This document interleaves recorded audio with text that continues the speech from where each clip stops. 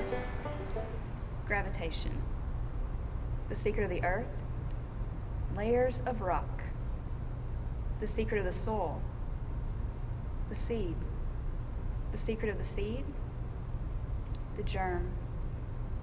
The secret of man. The sower. The secret of woman. The soul. My secret? Buried under a mound that you shall never find. Together in this grave lie Benjamin Pantier, attorney at law, and Nig, his dog, constant companion, solace, and friend. Down the gray road, friends, children, men and women, passing one by one out of life, left me till I was alone, with Nig for partner, bedfellow, comrade in drink. In the morning of life, I knew aspiration and I saw glory. Then she who survives me, snared my soul with a snare which bled me to death, till I, once strong of will, lay broken, different. Under my jawbone is snuggled the bony nose of Nig.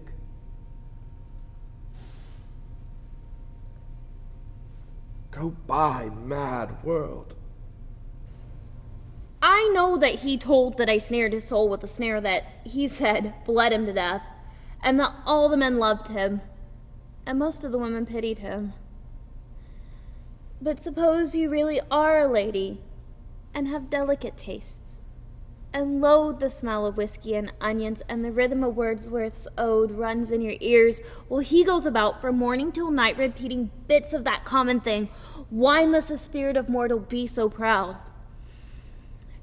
And suppose you are a lady, well endowed, and the only man with whom the law and morality permit you to have the marital relation is the very man that fills you with disgust, and every time you think of it, when you think of it, every time you see him.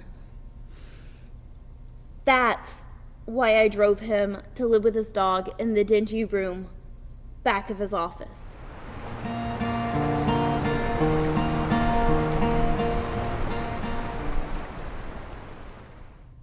I, born in Weimar, of a mother who was French and a German father, a most learned professor.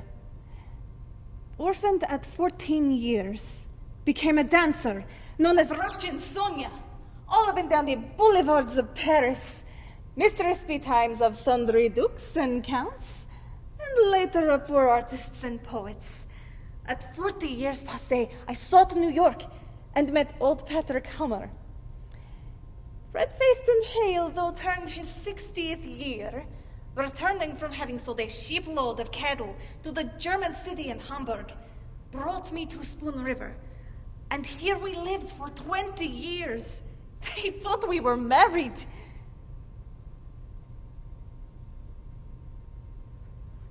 This oak tree near me is the favorite haunt of blue jays, chattering all the day. And why not? For my very dust is laughing, for thinking of the humorous thing called life. At first, you may not know what they mean. You may never know. We may never tell you. These sudden flashes of your soul, like lament lightning on snowy cloud, midnight when the moon is full. They come in solitude, or perhaps you sit with a friend, and all at once, a silent fall on speech, and his eyes without a flicker glow at you. You two have seen a secret together. He sees it in you in him. And there you sit, lest the mystery stands before you and strikes you dead with a splendor like the sun. Be brave. All souls have such visions. As your body is alive, as mine is dead, you catch a little whiff of ether reserved from God himself. That pretty that stole this heart. Emily Sparks, your prayers were not wasted. Your love was not all in vain. I owe whatever I was in life to your hope that would not give me up, to your love, which saw me still as good. Dear Emily Sparks, let me tell you a story. I was past the effect of my father and mother, and the milliner's daughter made me trouble, so out I went into a world where I passed through every peril known of wine, women, and joy of life. So one night, in a room in the Rue de Réveillé, I was drinking wine with a black-eyed coquette. Tears swam into my eyes. She thought they were amorous tears and smiled and thought of her conquest over me. My soul was 3,000 miles away in the days when you taught me in Spoon River. And just because you no more could love me or pray for me or write me a letter, the eternal silence of you spoke instead. And the black-eyed coquette took the tears for hers, as well as the deceiving kisses I gave her. Somehow, from that hour, I had a new vision. Dear Emily Sparks. Where is my boy? My boy. In what far part of the world? The boy I loved best of all in that school.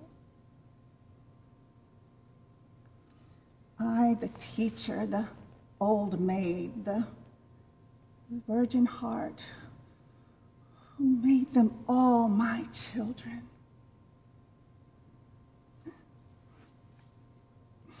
Did I know my boy all right? Thinking of him as a spirit aflame, active, oh, ever aspiring.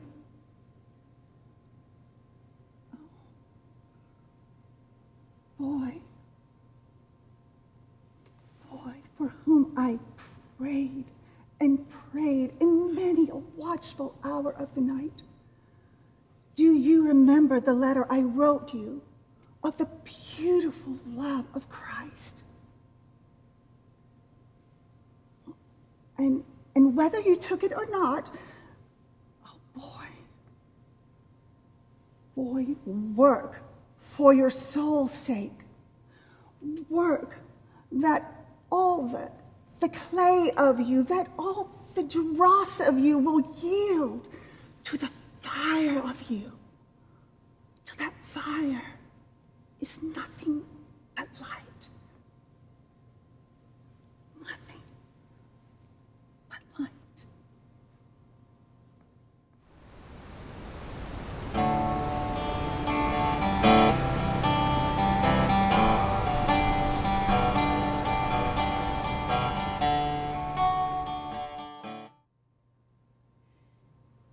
I am Minerva, village poetess. Hooted at, jeered at by the yahoos of the street. For my heavy body, cockeye, and rolling walk. And all the more when Butch Weldy captured me after a brutal hunt. He left me to my fate with Dr. Myers. And I sank into death, growing numb from the feet up, like one stepping deeper and deeper into a stream of ice.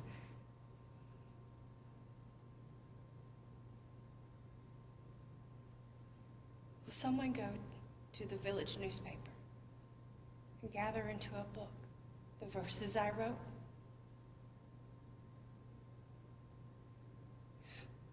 I thirsted so for love.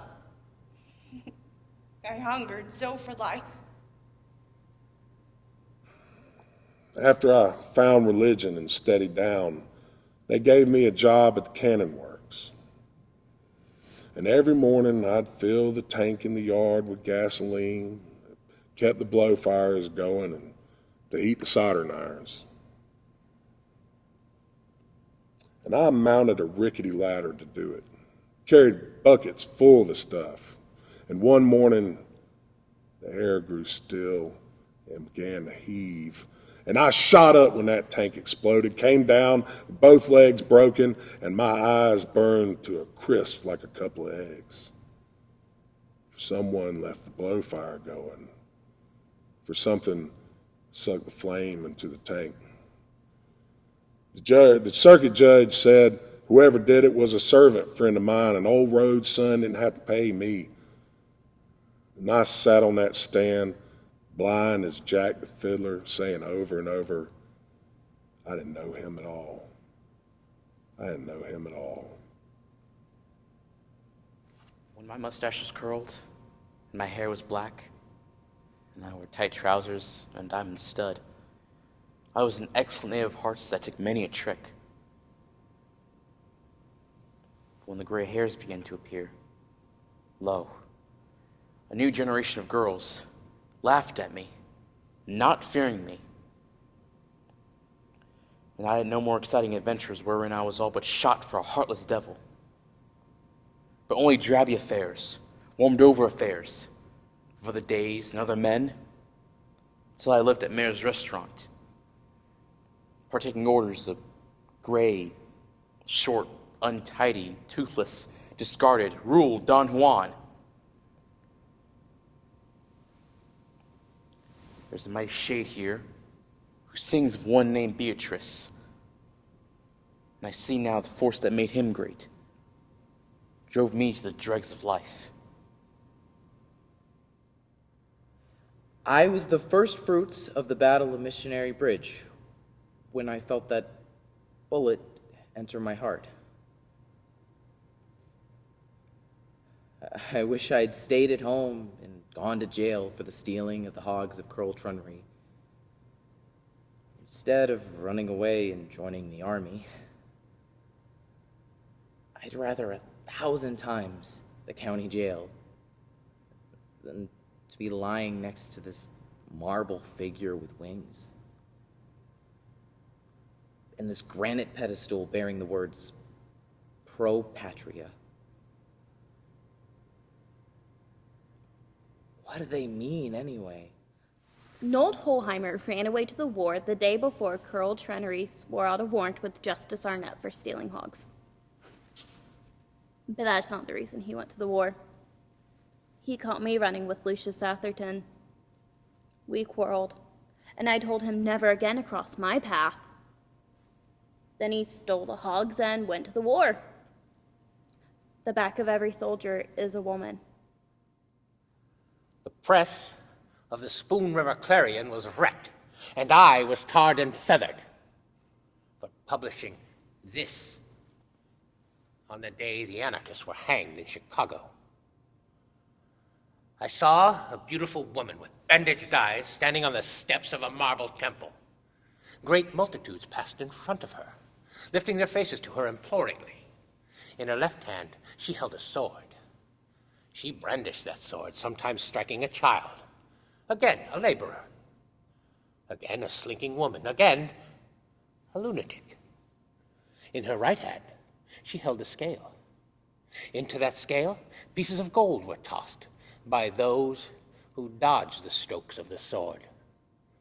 A man in a black gown read from a manuscript. She is no respecter of persons. A youth in a red cap leapt to her side and snatched away the bandage. And lo, the lashes had been eaten away from oozy eyelids. The eyeballs seared with milky mucus. The madness of a dying soul was written on her face. But the multitude saw why she wore the bandage. Do the boys and girls still go to Seavers for cider after school in late September?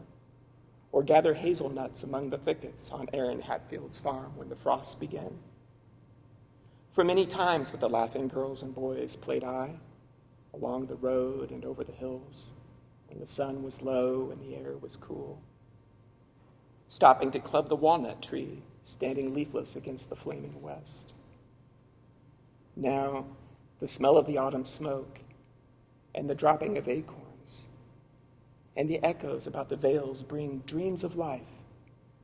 They hover over me. They question me. Where are those laughing comrades? How many are with me? How many in the old orchards along the way to Seavers and in the woods that overlook the quiet water? Hush, my dear one, sleep serenely. Now, my lovely, slumber deep. Dust of my dust, and dust with my dust. No, child, who died when you entered the world, dead with my death, not knowing breath, how you tried so hard, with a heart that beat when you lived with me and stopped when you left me for life. It is well, my child, for you never knew the long, long way that begins with school days and little fingers that blur under the tears that fall on the crooked letters, and the earliest wound, when a little mate leaves you alone for another, and sickness,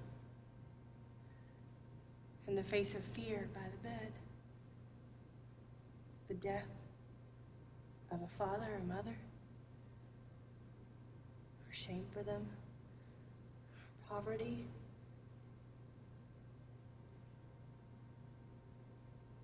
And the maiden sorrow of school days ended, and eyeless nature makes you drink from the cup of love, though you know it's poisoned.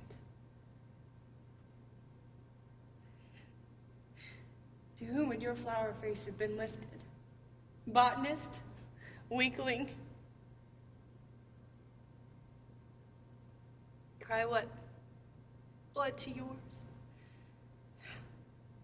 Purify, for it's no matter. It's blood that calls to our blood. And then your children.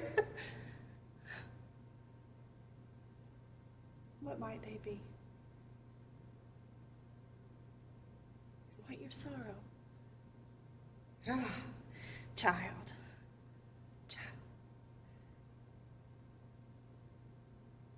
Death is better than life.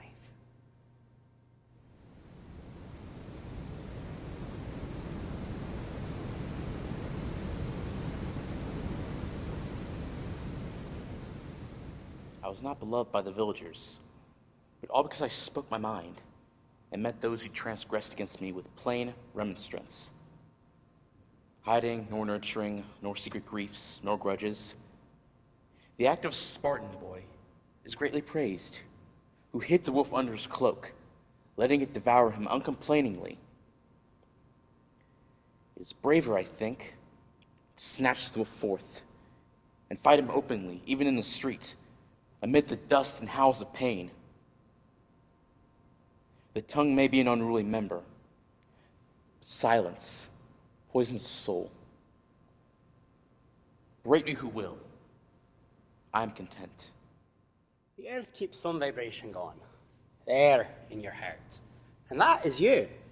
And if the people find you can fiddle, why fiddle you most? For all your life.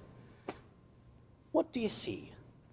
A harvest, a clover, or a mirror to walk through to the river?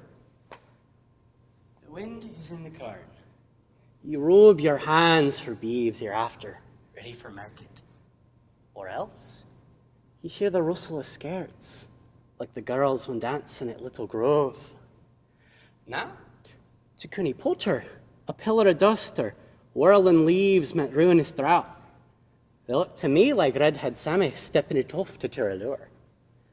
And how could I tell me 30 acres, not to speak of getting more, with a medley of horns, bassoons, and piccolos, stirred in me brain by crows and robins, and the creak of a windmill. Only these. And I never started to plough in my life that someone did not stop in the road and take me away to some dance or picnic. I ended up with 30 acres. I ended up with a broken fiddle and a broken laugh and 1,000 memories and not a single regret.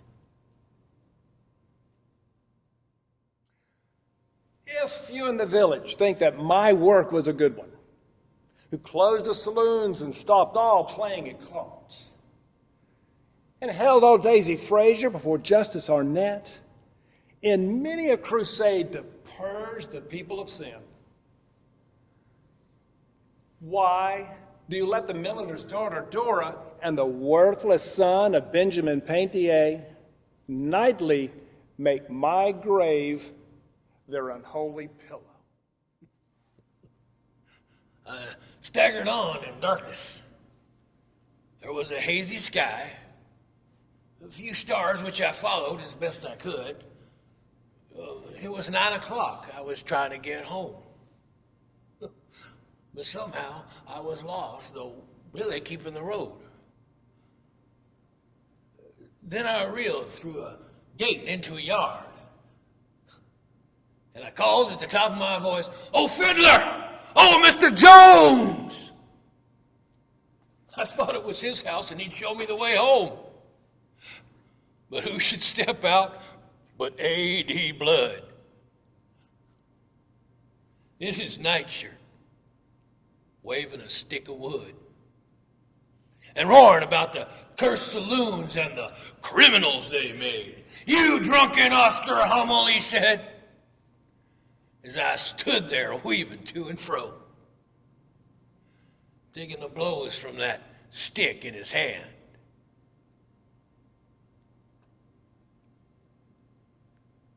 Till I dropped down dead at his feet. There's something about death, like love itself. If with someone you've known passion and the glow of youthful love. You also, after years of life together, feel the sinking of the fire. And thus fade away together, gradually, faintly, delicately.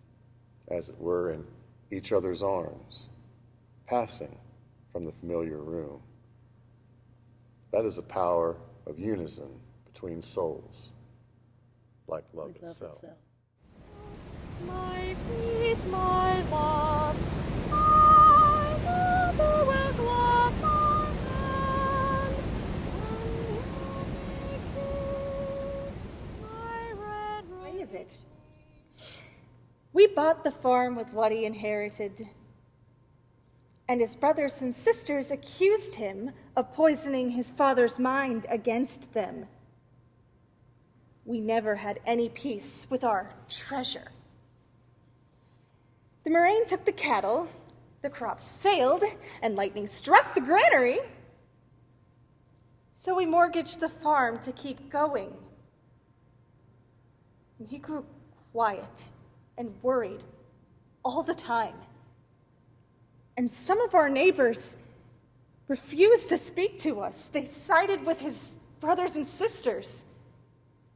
And I had nowhere to turn. As one may say to himself at an earlier time, no matter, so-and-so is my friend, or I can shake this off with a little trip up to Decatur. And then the dreadfulest of smells infested the rooms. So I set fire to the beds and the old witch house went up in a roar of flame as I danced through the yard with waving arms while he wept like a frozen steer.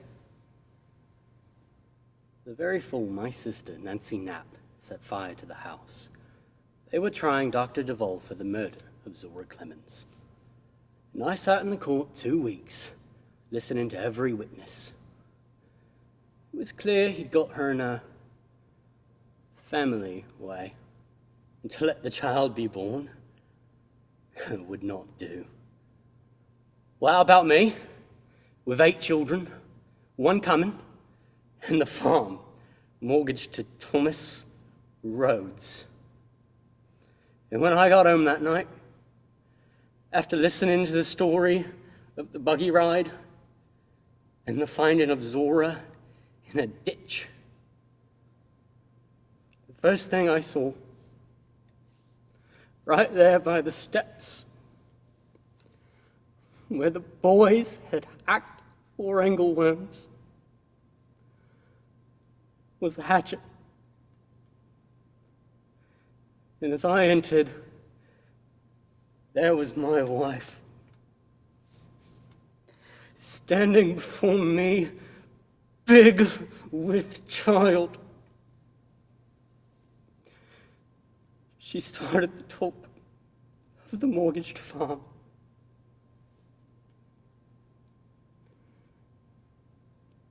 And I killed her.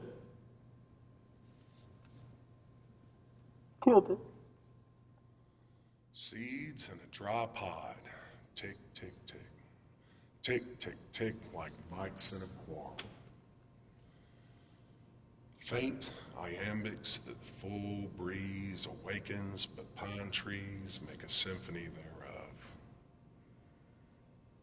Triolets, villanelles, rondelles, rondeaux, ballads by the score with the same old thought. The snows and the roses of yesterday are vanished. What is love but a rose that fades? All around me, life in the village.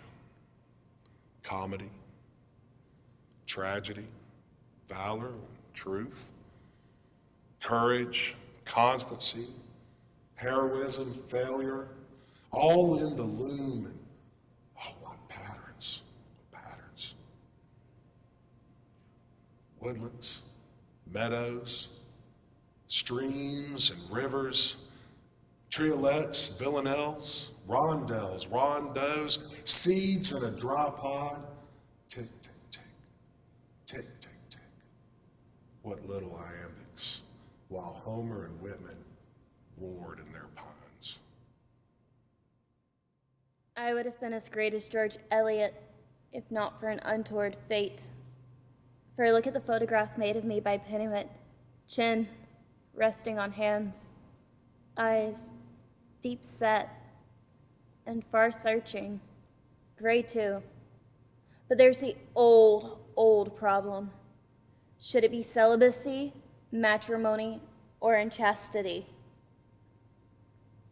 Then John Slack, the rich druggist, wooed me, luring me in with the promise of leisure for my novel. And I married him, giving birth to 8 children, and had no time to write. It was all over for me anyway when the needle ran into my hand while washing the baby's things, and died an ironical death, lockjaw. Hear me, ambitious souls. Sex is the curse of life. As a boy, Theodore, you sat for long hours on the shore of the turbid Spoon, with deep-set eye staring at the door of the crawfish's burrow, waiting for him to appear, pushing ahead, first his waving antennae like straws of hay, and soon his body, colored like soapstone, gemmed with eyes of jet. And you wondered in a trance of thought what he knew, what he desired, and why he lived at all. But later, your vision watched for men and women hiding in burrows of fate amid great cities, looking for the souls of them to appear, so that you could see how they lived and for what, and why they kept crawling so busily along the sandy way where water fails as the summer wanes.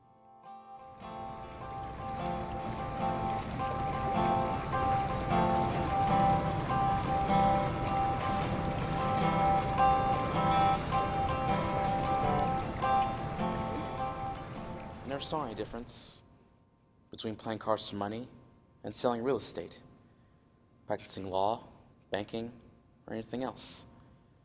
For everything is chance. Nevertheless, seest thou a man diligent in business, he shall stand before kings. She loved me. Oh, how she loved me. I never had a chance to escape. From the moment she first saw me. But then after getting married, I thought, she might prove her mortality and let me out. Or she might divorce me. But few die, none resign. So I ran away and was gone for a year on a lark. But she never complained. She said all would be well, that I would return. And I did return. I told her, while taking a row in a boat, I had been captured near Van Buren Street by pirates on Lake Michigan and kept in chains so I could not ride her. Oh, she cried and kissed me and said it was cruel, outrageous, inhuman. That's when I concluded that our marriage was a divine dispensation and could not be dissolved, except by death. I was right. He ran away and was gone for a year. And when he came home, he told me the silly story of being kidnapped by pirates on Lake Michigan. Kept in chains so he could not write me. I told him I believed it, but I knew very well what he was doing, and that he met the milliner, Mrs. Williams, now and then. When she went to the city to buy goods, as she said. Well, a promise is a promise, and marriage is marriage, and out of respect for my own character, I refuse to be drawn into a divorce by the scheme of a husband who has merely grown tired of his marital vow and duty.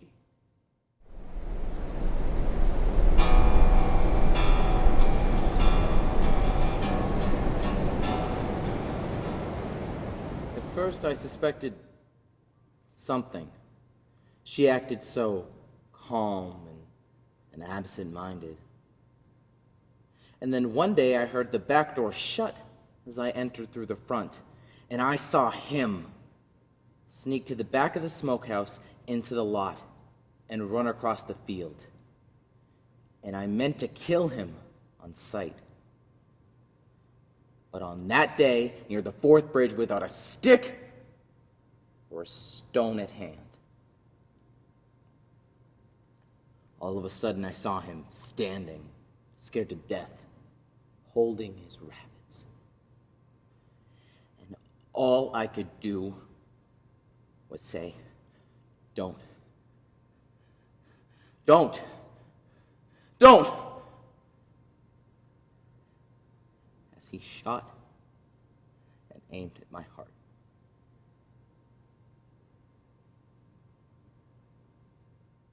Silent before the jury, returning no word when the judge asked if I had aught to say against the sentence, only shaking my head.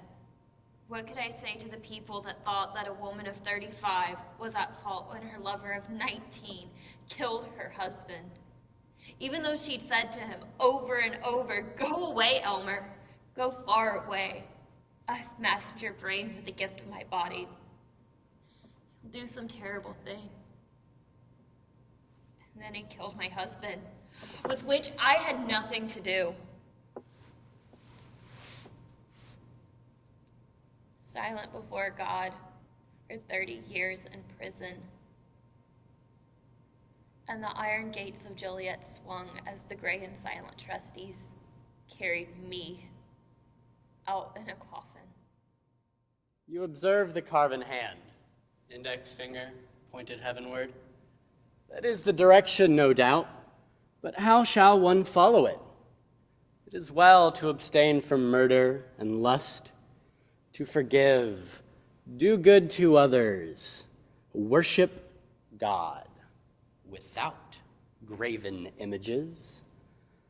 But these are external means, after all, by which you chiefly do good to yourself.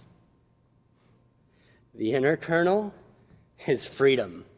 It is light, purity.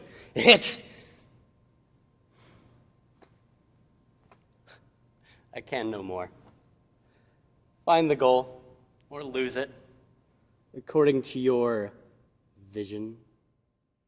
I went to the dances at Chandlerville and played Snap Out at Winchester. One time we changed partners. Driving home in the moonlight of middle June. And then I found Davis. We were married and lived together for 70 years, enjoying, working, raising the 12 children, 8 of whom we lost ere I was the age of 60. I spun, I wove, I kept the house, I nursed the sick, I made the garden, and for holiday, rambled over the fields where sang the larks, and by Spoon River gathering many a shell and many a flower and medicinal weed, shouting to the wooded hills, singing to the green valleys. What is this I hear of sorrow and weariness, of anger, discontent and drooping hopes? Degenerate sons and daughters, life is too strong for you. It takes life to love life.